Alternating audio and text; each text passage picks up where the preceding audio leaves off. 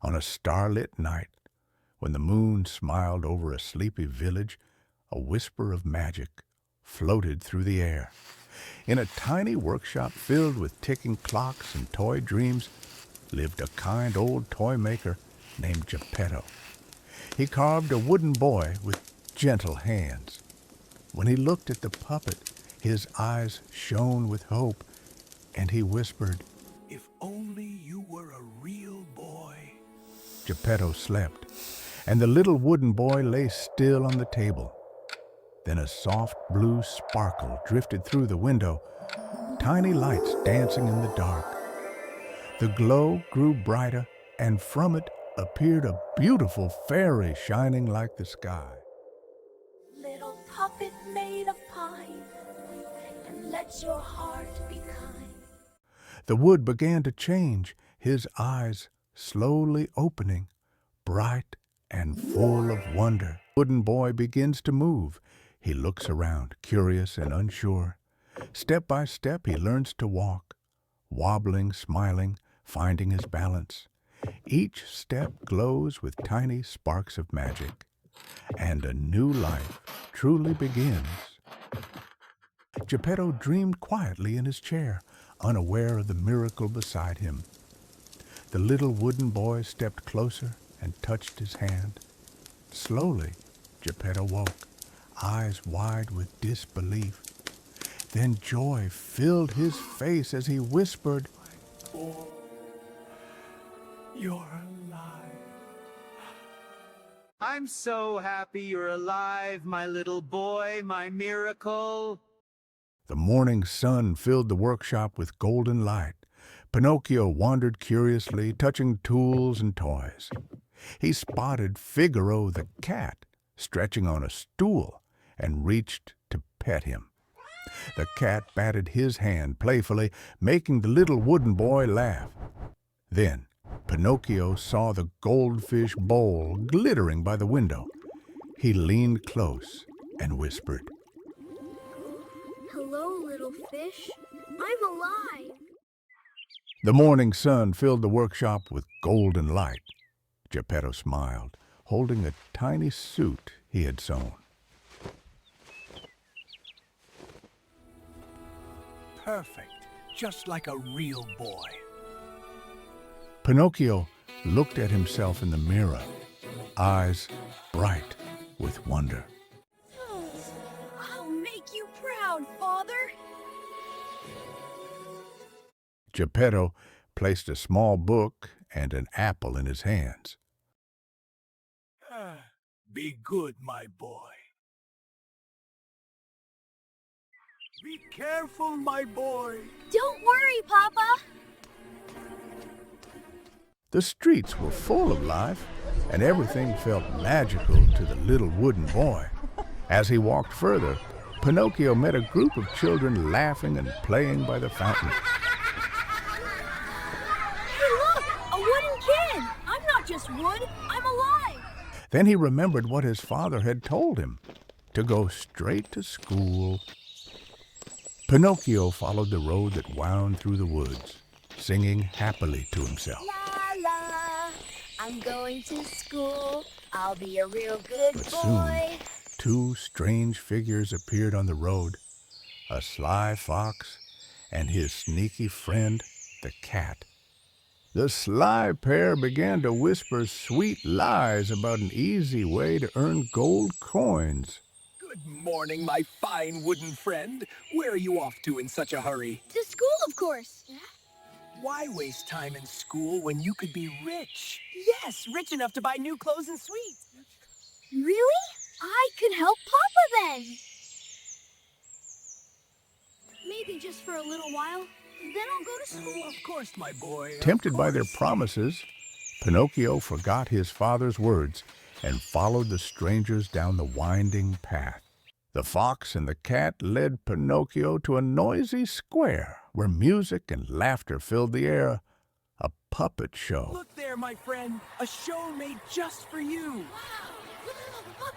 He couldn't take his eyes off the stage. For the first time, he saw puppets moving and dancing. Suddenly, the showman Stromboli spotted the little wooden boy among the crowd, and his greedy eyes gleamed. Puppet with no strings? Ah, my star has arrived. Before he knew it, Pinocchio was called up to the stage, and the crowd cheered louder than ever. Little marvel, the crowd must see you Everyone dance. clapped and laughed. They had never seen a puppet move without strings.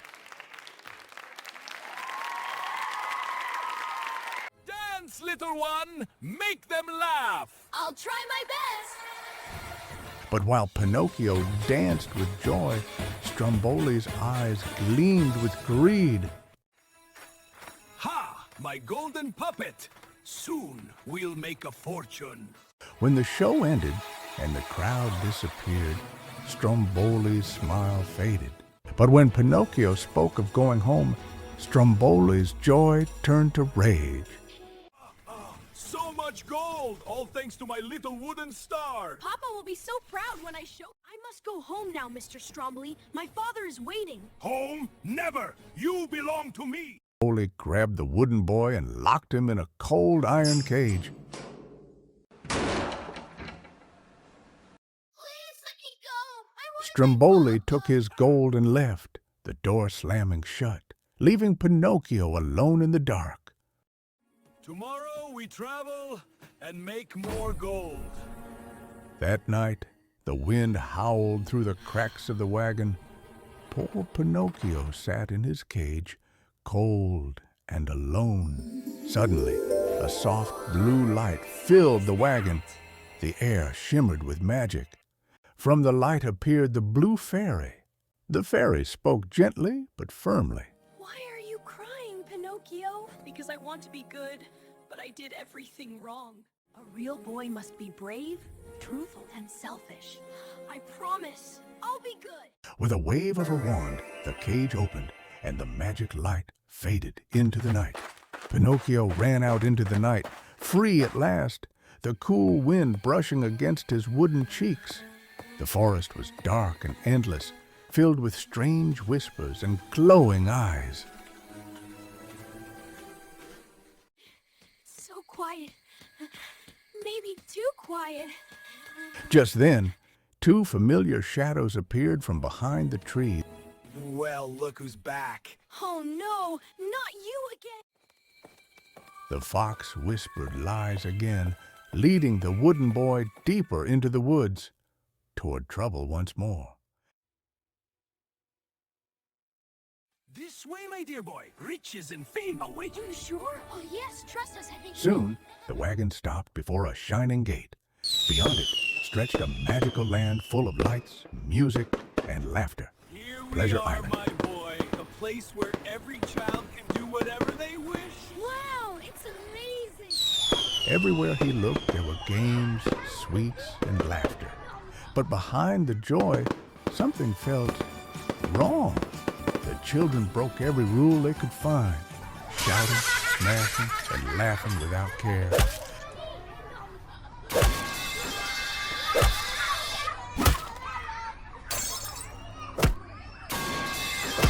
Then something strange happened. The laughter turned into brays. The boys were changing into donkeys.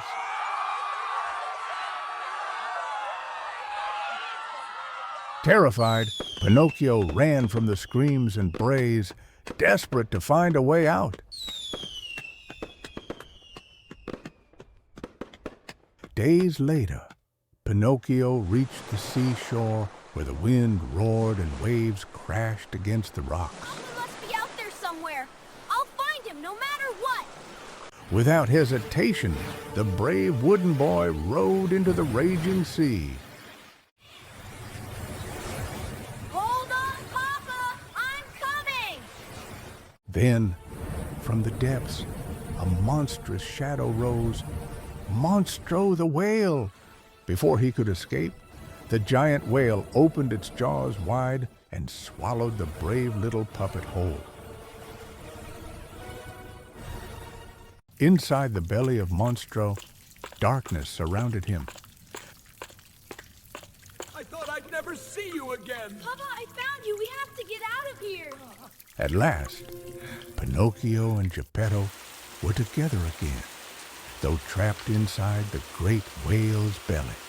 But Geppetto had already tried everything to escape. Then Pinocchio had an idea. What if we make a fire? Maybe he'll sneeze us out. A fire? Inside a whale? Together, they built a small fire. The mighty monster couldn't take it anymore. With one enormous sneeze, he blew them all out into the open sea. But Monstro was furious. He chased them through the waves, smashing everything in his path. A final wave struck, sending them crashing against the rocks near shore. Beneath the waves, silence fell. Pinocchio drifted in the dark water. Pinocchio, please, my boy.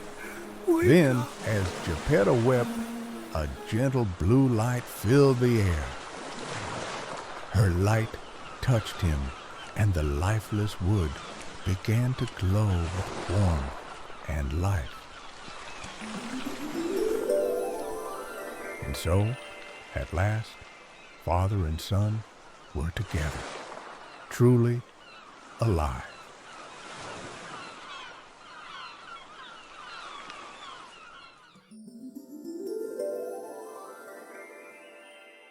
The sun rose over the quiet village. Word spread quickly. Pinocchio had become a real boy. In the little workshop, laughter and light returned once more.